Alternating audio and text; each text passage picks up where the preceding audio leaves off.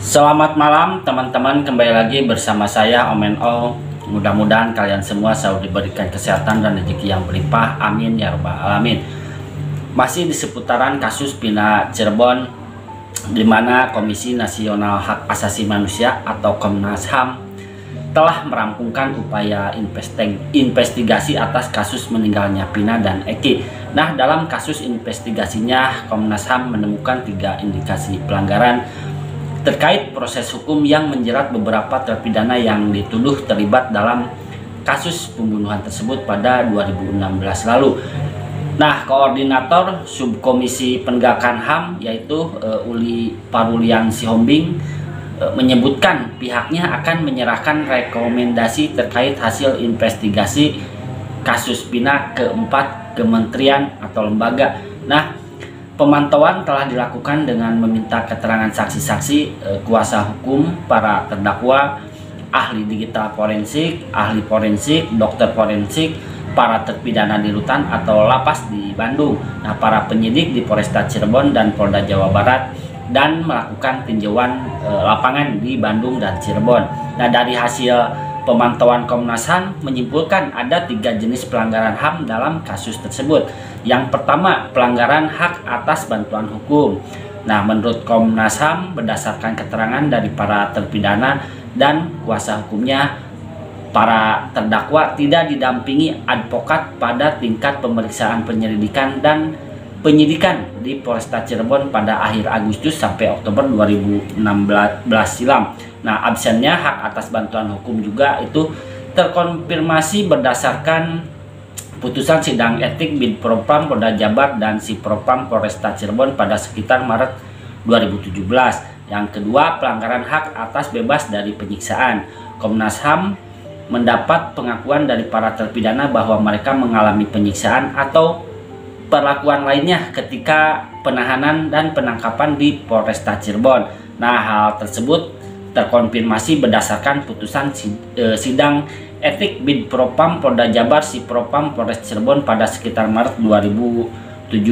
Nah, selain itu Komnas HAM menyebut foto yang beredar di media sosial pada awal tahun 2016 yang memperlihatkan kondisi para terdakwa telah dikonfirmasi keasliannya oleh ahli digital forensik. Nah, yang ketiga, pelanggaran hak terdakwa bebas dari tindakan penangkapan sewenang-wenang. Nah, menurut Komnas HAM, para terdakwa tidak mendapatkan surat penangkapan dan pemberitahuan kepada keluarga ketika proses penangkapan oleh unit narkoba Polresta Cirebon pada akhir Agustus 2016. Nah, para terdakwa ditangkap bukan dalam konteks tertangkap tangan. Nah, keluarga pada terdakwa tidak mengetahui penangkapan pada terdakwa tersebut. Nah, atas dasar itu, Komnas HAM merekomendasikan sejumlah poin kepada Kepolisian Negara Republik Indonesia atau Kapolri, Lembaga Perlindungan Saksi dan Korban atau LPSK, lalu ke Komisi Kepolisian Nasional atau Kompolnas, dan Kantor Wilayah Kementerian Hukum dan HAM Jawa Barat. Ya, kepada Kapolri, Komnas HAM merekomendasikan untuk mengevaluasi dan memeriksa jajaran Polda Jawa Barat dan Polres Cirebon terkait dugaan proses penangkapan terpidana tewasnya Pina dan Eki yang tidak sesuai prosedur. Dan selain itu juga Komnas HAM juga merekomendasikan agar Kapolri mengevaluasi dan memeriksa jajaran Polda Jawa Barat dan Polres Cirebon terkait dugaan penyiksaan dan kekerasan yang menimbulkan luka-luka terhadap terpidana. Nah, kemudian Komnas HAM juga merekomendasikan Kapolri untuk menjamin terpenuhnya hak-hak para terpidana mendapatkan pendampingan dan bantuan hukum. Nah, serta jaminan akses untuk bertemu pihak keluarga maupun kuasa hukumnya. Nah, turut direkomendasikan juga kepada Kapolri untuk menjamin terpenuhinya hak-hak para terpidana terbebas dari segala tindakan penyiksaan. Nah, penghukuman atas perlakuan yang kejam, tidak manusiawi, merendahkan derajat dan martabat kemanusiaannya. Yang terakhir, Komnas HAM merekomendasikan Kapolri untuk memastikan perlindungan dan pemenuhan hak atas keadilan dan kepastian hukum terhadap keluarga Pina dan Eki dalam upaya hukum. Dan lebih lanjut, Komnas HAM merekomendasikan LPSK untuk menjamin terpenuhinya hak-hak perlindungan terhadap para saksi, korban, dan memberikan layanan penyembuhan trauma kepada keluarga korban maupun saksi, serta memberikan perlindungan keamanan, menjamin terpenuhinya hak-hak atas rasa aman terhadap para saksi dan pihak-pihak lainnya yang berkaitan dengan peristiwa itu. Sementara itu, Komnas HAM merekomendasikan Kompolnas untuk mengawasi dan mengevaluasi seluruh proses upaya hukum terkait kasus ini, baik yang sudah berjalan pada tahun 2016 maupun yang saat ini masih berjalan.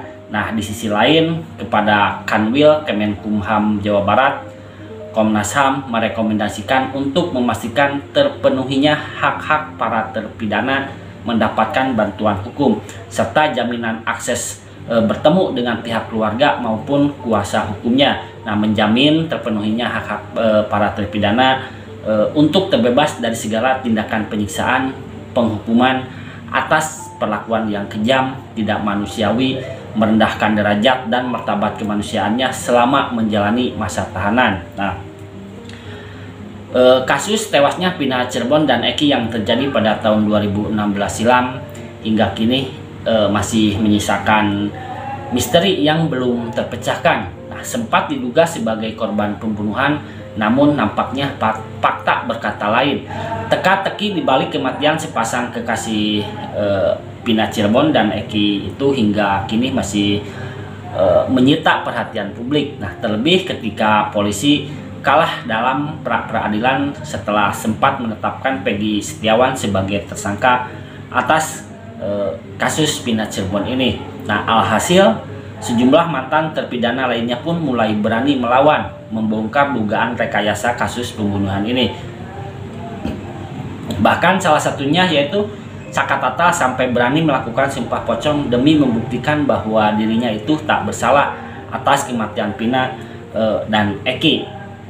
Sidang peninjauan kembali kasus Pina Cirebon segera berakhir. Tidak lama lagi ini saya prediksi kasus Pina Cirebon akan mengarah ke kecelakaan lalu lintas, bukan pembunuhan.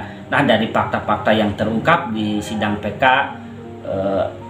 berharap 8 terpidana kasus Pina tersebut bukanlah pembunuhan, melainkan murni karena kecelakaan lalu lintas. Kini mulai terkuak kebohongan demi kebohongan yang sebelumnya memuluskan kasus pembunuhan dua sejoli ini mulai terkuak. Bahwa ada banyak fakta yang terungkap di persidangan bahwa kasus ini adalah merupakan sebuah hasil rekayasa. Kebohongan para saksi yang menguatkan bahwa kasus Pina Cirebon adalah pembunuhan juga ini mulai terungkap. Kesaksian bohong banyak sekali, tapi ini yang jelas bukan pembunuhan tapi kecelakaan lalu lintas. Karena buktinya ini makin lama makin habis, nyaris tak terdengar. Sangat menyayangkan kinerja aparat penegak hukum yang menangani kasus Pina Cirebon 2016 mulai dari kepolisian hingga kehakiman. Nampak benar entah sengaja atau tidak adanya keteledoran atau ketidakmampuan aparat penegak hukum, baik penyidik, baik jaksa penuntut hukumnya maupun hakim pada tingkat pertama pengadilan negeri, tingkat banding, pengadilan tinggi dan tingkat kasasi. Ini sangat mengecewakan. Seharusnya saksi Aep dan semua aparat penegak hukum yang diduga terlibat memuluskan kasus Pina Cirebon 2016 untuk diberi sanksi. Masalahnya mereka telah diduga kuat turut merekayasa kasus Pina menjadi pembunuhan. Ini kita nggak boleh begitu, karena setiap kesalahan harus ada sanksi, apalagi menyangkut hak asasi manusia. 8 orang dihukum 7 ya seumur hidup, yang satunya adalah terpidana 8 tahun lebih. Ini masalah tragedi kemanusiaan yang sangat luar biasa.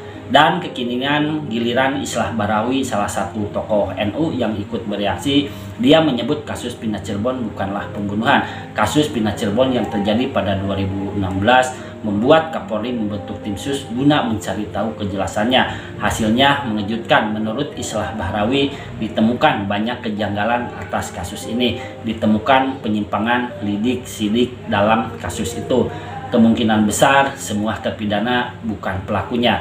Pina tewas karena murni kecelakaan. Ayo bersihkan Polri dari oknum anggota-anggota yang tidak profesional semacam itu. Nah, sontak postingan Islah Bahrawi itu menuai reaksi warganet. Bahkan ada yang berkomentar, dengan seolah sukses menangani kasus pembunuhan Vina dan Eki, mereka dapat hadiah naik pangkat dan tidak berpikir 8 terpidana menderita seumur hidup, setelah mati baru bisa pulang, biadab. Itu salah satu komentar ya.